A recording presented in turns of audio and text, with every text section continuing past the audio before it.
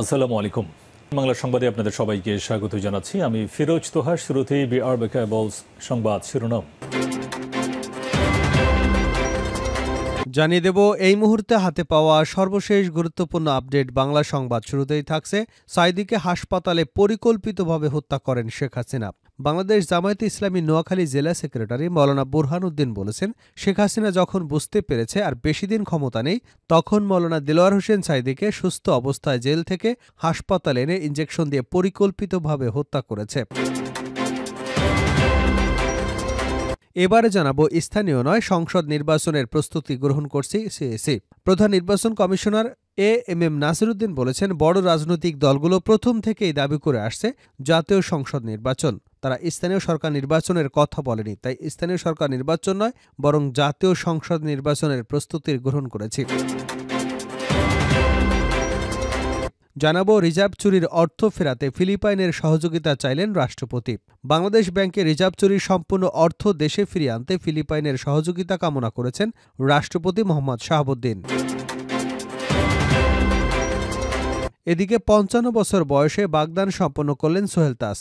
পাত্রীকে সাবেক স্বরাষ্ট্র প্রতিমন্ত্রী সোহেল তাজ বাগদান সম্পন্নের খবর পাওয়া গেছে। রবিবার একটি ফিটনেস সেন্টারে ৫৫ বছর বয়সে আংটি বদল করেন তিনি। সম্প্রতি সামাজিক যোগাযোগ মাধ্যম ফেসবুকে শেয়ার করা একটি ভিডিও চিত্রে দেখা গেছে, সোহেল তাজ হাঁটু গেড়ে কনের হাতে আংটি পরিয়ে দিচ্ছেন। এ সময় উপস্থিত সবাই উচ্ছ্বাস প্রকাশ করেন।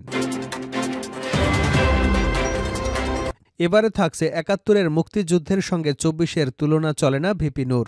৭২-এর সংবিধান বাতিলের কোনো প্রয়োজন নেই বলে মনে করেন গণঅধিকার পরিষদের একাংশের সভাপতি ও ডাকসুর সাবেক ভিপি নুরুল হক নূর। তিনি বলেন, জাতি একবারই স্বাধীন হয়, ৭১-এর সঙ্গে ২৪-এর তুলনা চলে না। মঙ্গলবার ৩১শে ডিসেম্বর দুপুরে রাজধানীর পল্টন মোড় সংলগ্ন আলরাজি কমপ্লেক্সে গণঅধিকার পরিষদের দলীয় কার্যালয়ে এক জরুরি সংবাদ সম্মেলনে ভিপি নূর এসব কথা বলেন। তিনি বলেন, বিভিন্ন সময় সংবিধান ১৭ বার সংশোধন করা হয়েছে, এটা বাতিলের প্রয়োজন নেই, বরং সবার সঙ্গে আলোচনা করে সংশোধন করা যায়।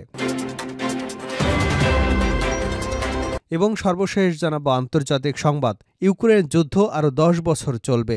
এক এক করে ৩ বছর পা দিতে যাচ্ছে ইউক্রেন যুদ্ধ। এর মধ্যে রণক্ষেত্রে বিশাল একটি অংশ হারিয়েছে কিয়েভ।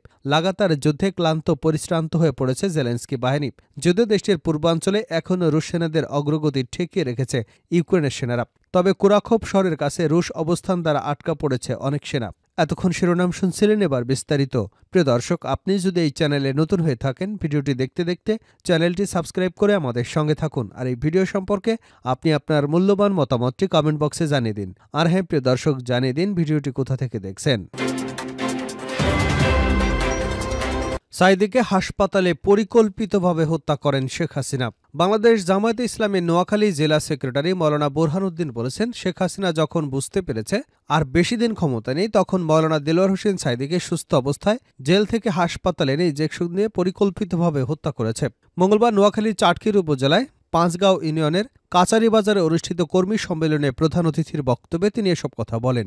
মৌলানা বুরহানুদ্দিন বলেন, হাসিনা জামায়াতকে টার্গেট করেছিল, কারণ হাসিনা বুঝতে পেরেছিল যে জামায়াত এদেশে কাজ করলে হাসিনা দেশবিরোধী কাজ এদেশে টিকবে না। ভারত এবং শেখ হাসিনার পরিকল্পনায় জামায়াত নেতাদের হত্যা করা হয়েছে। তিনি আরও বলেন, বর্তমান সরকার ফ্যাসিস্টদের বিরুদ্ধে কিছু করতে গেলে কারো কারো মায়াকান্না হয়। এদেশকে নতুনভাবে তৈরি করতে পরীক্ষিত দেশপ্রেমিকদের ক্ষমতায় বসাতে হবে। পরীক্ষিত সেই দেশপ্রেমিক হচ্ছে বাংলাদেশ জামায়াত ইসলামী। স্থানীয় নয় সংসদ নির্বাচনের প্রস্তুতি গ্রহণ করছে সিইসি। প্রধান নির্বাচন কমিশনার এম নাসিরউদ্দিন বলেছেন, বড় রাজনৈতিক দলগুলো প্রথম থেকেই দাবি করে আসছে জাতীয় সংসদ নির্বাচন। তারা স্থানীয় সরকার নির্বাচনের কথা বলেনি, তাই স্থানীয় সরকার নির্বাচন নয় বরং জাতীয় সংসদ নির্বাচনের প্রস্তুতি গ্রহণ করেছে। বুধবার কুমিল্লা আঞ্চলিক নির্বাচন কর্মকর্তাদের সঙ্গে মত বিনিময় সবার আগে সাংবাদিকদের তিনি একথা বলেন। তিনি বলেন, নির্বাচন কমিশন থেকে এখনও নির্বাচনের সময় নির্ধারণ করা হয়নি, তবে প্রধান উপদেষ্টার বক্তব্যে জানানো সময় অনুযায়ী নির্বাচনী প্রস্তুতি নেওয়া হচ্ছে। নির্বাচন কমিশন সংস্কার সহ বিভিন্ন সংস্কার কমিশনের রিপোর্ট হাতে পেলেই ধারণা করা যাবে নির্বাচন কবে হবে। আমরা নির্বাচনী প্রস্তুতি গ্রহণের জন্য কাজ করছি। সুষ্ঠু এবং গ্রহণযোগ্য নির্বাচন করতে নির্বাচন কমিশন জাতির কাছে প্রতিশ্রুতিবদ্ধ বলে জানান প্রধান নির্বাচন কমিশনার। রিজার্ভ চুরির অর্থ ফেরাতে ফিলিপাইনের সহযোগিতা চাইলেন রাষ্ট্রপতি। বাংলাদেশ ব্যাংকের রিজার্ভ চুরির সম্পূর্ণ অর্থ দেশে ফিরিয়ে আনতে ফিলিপাইনের সহযোগিতা কামনা করেছেন রাষ্ট্রপতি মোহাম্মদ শাহাবুদ্দিন। মঙ্গলবার বঙ্গভবনে বাংলাদেশে নবনিযুক্ত ফিলিপাইনের রাষ্ট্রদূত নিনা পাদিলা কেংলেট তার পরিচয়পত্র পেশকালে রাষ্ট্রপতি এই সহযোগিতা চান। পরে রাষ্ট্রপতির প্রেস সচিব মোহাম্মদ সারওয়ার আলম সাংবাদিকদের ব্রিফ করেন। রাষ্ট্রপ্রধান বলেন, 2016 সালে বাংলাদেশ ব্যাংকে চুরি হওয়া $81 মিলিয়ন মধ্যে $15 মিলিয়ন ইতিমধ্যেই উদ্ধার করা হয়েছে। এ বিষয়ে সহযোগিতার জন্য ফিলিপাইনের সরকারকে ধন্যবাদ জানান তিনি। রাষ্ট্রপতি আশা করেন বাকি অর্থ যত শিগগিরই সম্ভব দেশে ফিরিয়ে আনতে এবং সহযোগিতা অব্যাহত থাকবে। নতুন রাষ্ট্রদূতকে স্বাগত জানিয়ে রাষ্ট্রপতি বলেন, বাংলাদেশ সবসময় ফিলিপাইনের সাথে বন্ধুত্বপূর্ণ সম্পর্কে খুবই গুরুত্ব দেয়। বাংলাদেশ এবং ফিলিপাইনের দ্বিপাক্ষীয় সহযোগিতা জোরদার করতে যৌথভাবে কাজ করার কথা বলেন তিনি। বাংলাদেশ ও ফিলিপাইনের মধ্যে বাণিজ্য বিনিয়োগ বৃদ্ধির যথেষ্ট সম্ভাবনা রয়েছে উল্লেখ করে রাষ্ট্রপতি বাংলাদেশ থেকে তৈরি পোশাক, হিমায়িত খাদ্য, ঔষধ, মাঝারি আকৃতির সমুদ্রগামী জাহাজসহ বিভিন্ন আন্তর্জাতিক মানের পণ্য আমদানি করতে ফিলিপাইনের প্রতি আহ্বান জানান। মিয়ানমার থেকে জোরপূর্বক বাস্তুচ্যুত রোহিঙ্গাদের তাদের নিজ দেশে ফেরত পাঠাতে ফিলিপাইনের সহযোগিতা কামনা করেন রাষ্ট্রপতি। মোহাম্মদ শাহাবুদ্দিন বাংলাদেশকে আসিয়ানের সেক্টরাল ডায়ালগ পার্টনার নির্বাচিত করতে ফিলিপাইনের সমর্থন কামনা করেন। নতুন রাষ্ট্রদূতের দায়িত্ব পালনে রাষ্ট্রপতির সার্বিক সহযোগিতা কামনা করেন। তিনি আগামী দিনে দ্বিপাক্ষিক সম্পর্ক উন্নয়নের পাশাপাশি বাণিজ্য বিনিয়োগ বাড়াতেও কাজ করবেন। এর আগে বঙ্গভবনে পৌঁছলে প্রেসিডেন্ট গার্ড রেজিমেন্টের একটি চৌকস অশ্বারোহী দল রাষ্ট্রদূতকে আনুষ্ঠানিকভাবে গার্ড অব অনার প্রদান করেন। 55 বছর বয়সে বাগদান সম্পন্ন করলেন সোহেল তাজ পাত্রীকে। সাবেক স্বরাষ্ট্র প্রতিমন্ত্রী সোহেল তাজ বাগদান সম্পন্নের খবর পাওয়া গেছে। গত রবিবার একটি ফিটনেস সেন্টারে 55 বছর বয়সে আংটি বদল করেন তিনি। সম্প্রতি যোগাযোগ মাধ্যম ফেসবুকে শেয়ার করা একটি ভিডিও চিত্রে দেখা যায় সোহেল তাজ হাঁটু গেড়ে কনের হাতে আংটি পরিয়ে দিচ্ছেন। এ সময় উপস্থিত সবাই উচ্ছ্বাস প্রকাশ করেন। তারা হাততালি দিয়ে মুহূর্তটি উদযাপন করেন। সোহেল তাজ শহীদ তাজউদ্দিন আহমেদের ছেলে। কনে হলেন আয়রন গ্যালখ্যাত শিমু সোহেল তাজের ইনস্পায়ার ফিটনেস সেন্টারের ট্রেনার। বাংলাদেশের রাজনীতিতে সোহেল তাজ একজন উল্লেখযোগ্য ব্যক্তিত্ব। সাবেক স্বরাষ্ট্র প্রতিমন্ত্রী হিসেবে দায়িত্ব পালন করেছেন তিনি। পরবর্তীতে ফিটনেস নিয়ে সচেতনতা বাড়াতে সক্রিয় ভূমিকা রেখেছেন। শেষ করছে আন্তর্জাতিক সংবাদ দেব। ইউক্রেন যুদ্ধ আরও 10 বছর চলবে। এক এক করে 3 বছরে পা দিতে যাচ্ছে ইউক্রেন যুদ্ধ। এর মধ্যে রণক্ষেত্রে বিশাল একটি অংশ হারিয়েছে কিয়েভ। লাগাতার যুদ্ধে ক্লান্ত পরিশ্রান্ত হয়ে পড়েছে জেলেনস্কি বাহিনী। যদিও দেশটির পূর্বাঞ্চলে এখনও রুশ সেনাদের অগ্রগতি ঠেকিয়ে রাখে ইউক্রেনের সেনারা। তবে কুরাকোভ শহরের কাছে রুশ অবস্থান দ্বারা আটকা পড়েছে অনেক সেনা।